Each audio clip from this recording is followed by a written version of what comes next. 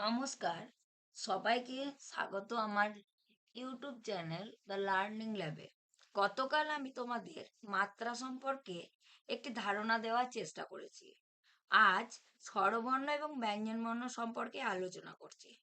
বাংলায় অ ছাড়া প্রতিটি স্বরবর্ণের একটি করে স্বর চিহ্ন আছে।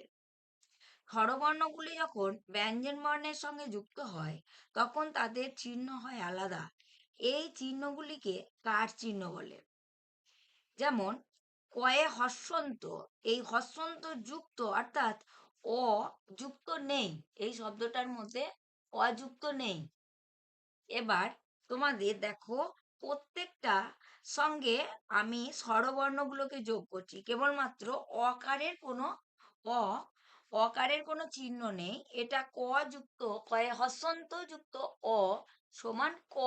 আমরা যে ক বলি এর সাথে দেখবে শেষে একটা ক অ আসছে, অর্থাৎ কয়ে হস্যন্ত যুক্ত অ, তবেই কিন্তু ক। হস্যন্ত থাকলে সেটাতে অ নেই।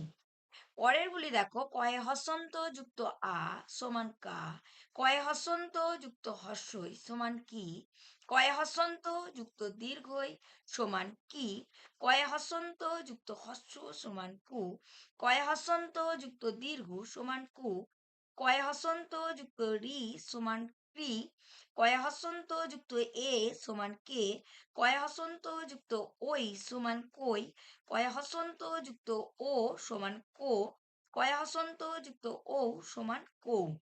এইভাবে প্রতিটি ব্যঞ্জন বর্ণের সাথে চিহ্ন যোগ করে জোরে জোরে উচ্চারণ করে পড়বে। যেগুলো বাদ দেবে, যার সাথে কোনো কার চিহ্ন যোগ হবে না, সেগুলো নিচে আমি দিয়ে দিলাম, সেগুলো তোমরা বাদ দিয়ে দেবে। বর্ণ আর অক্ষর এক নয়। আমি তোমাদের স্বরবর্ণ ব্যঞ্জন বর্ণের কথা বলেছি, এইটা সম্পর্কে বিস্তারিত আবার আলোচনা কালকে আমি করব, যে বর্ণ কি, ধ্বনি কি, স্বরবর্ণ কি, ব্যঞ্জন বর্ণ কি। আজ আমি তোমাদের বর্ণ আর অক্ষর সম্পর্কে বলছি। বর্ণ আর অক্ষর এক নয়। ইংরাজিতে বর্ণকে লেটার আর অক্ষরকে সিলেবেল বলা হয়। একটি শব্দের একেবারে যতটুকু অংশ উচ্চারণ করা যায় তাকে অক্ষর বলে। যেমন হাতি, হা ও তি।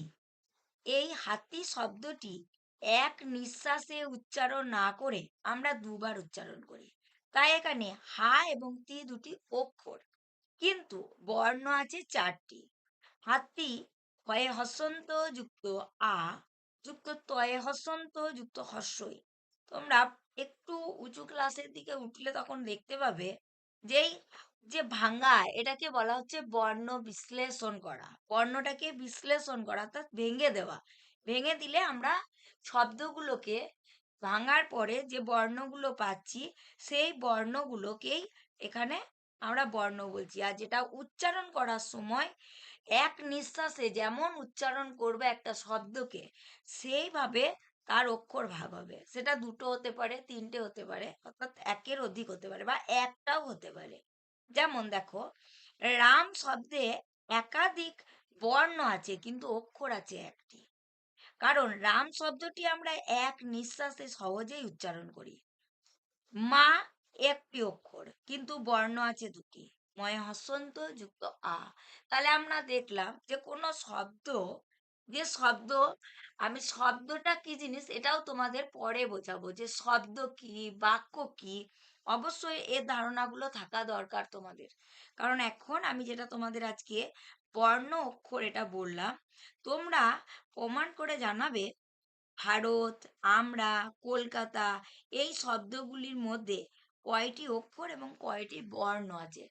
তাহলে আমি তোমাদের বুঝতে পারবো যে তোমরা কিভাবে স্টাডি করছো বা কতটা তোমরা বুঝতে পারছো। এটা তোমরা কমেন্ট করে জানালে আমি বুঝতে পারবো, এবং আমারও পড়ানোর একটা আরো ভালো আগ্রহ আসবে, এবং আরো মনে হবে আকর্ষণীয় কিছু পড়াই তোমরা যদি পড়তে শুরু করো। তো আজকে আমরা দেখলাম বর্ণ অক্ষর। পরের দিন অর্থাৎ আগামীকাল আমরা পড়বো যেটা, সেটা হচ্ছে স্বরবর্ণ, ব্যঞ্জন বর্ণ, স্বরধ্বনি, ব্যঞ্জন ধ্বনি, ধ্বনি কি, বর্ণ কি, এই সম্পর্কে বিস্তারিত জানবো। আজ এই পর্যন্তই।